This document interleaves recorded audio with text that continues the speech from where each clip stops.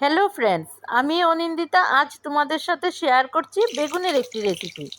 লোকে বলে যার নাকি গুণ নেই তাকে বলে বেগুন, অথচ এই বেগুনেরই কত রকম রেসিপি তৈরি করা যায়। আমি ছোট ছোট বেগুনগুলি মাছ বরাবর কেটে নিয়েছি। এখন নুন হলুদ দিয়ে তেলে ভালো করে ভেজে তুলে নেব।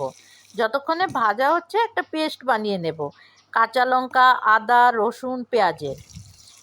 এদিকে বেগুনগুলিও ভাজা হয়ে গেছে, লাল লাল করে ভেজে নিয়েছি। এখন তুলে নেব। ফোড়নে দিয়ে দেব তেজপাতা, এলাচ, দারচিনি আর গোটা জিরে। এখন কাঁচা লঙ্কা, আদা, পেঁয়াজের পেস্টটা দিয়ে দেব।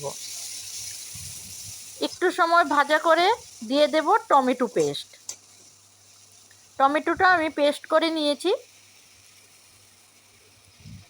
এখন ভালো করে মশলাটা কষিয়ে নেব। সাথে দিয়ে দেব লাল লঙ্কা গুঁড়া, জিরা গুঁড়া, হলুদ গুঁড়া আর স্বাদ মতো নুন। এবার ভালো করে মশলাটা কষিয়ে নেব। এই রেসিপিটা কিন্তু দারুণ স্বাদের হয়, তোমরা একবার বানিয়ে খেয়ে দেখবে। হয়ে গেছে কষানো, এবার জল দিয়ে দিয়েছি। ঝোলটা ফুটে উঠলে বেগুনগুলি দিয়ে দেব। ঝোলটা ফুটে উঠেছে, এখন বেগুনগুলি দিয়ে দেব।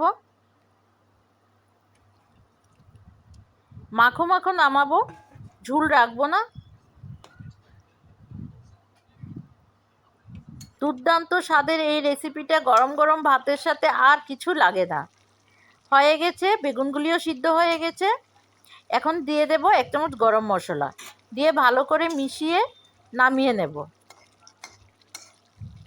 একবার তোমরা বানিয়ে খেয়ে দেখবে। হয়ে গেছে, দেখো কি দারুণ লাগছে দেখতে, খেতেও কিন্তু দুর্দান্ত স্বাদের হয়। আমার রেসিপি তোমাদের কেমন লাগে কমেন্টে জানাবে। Thank you for watching.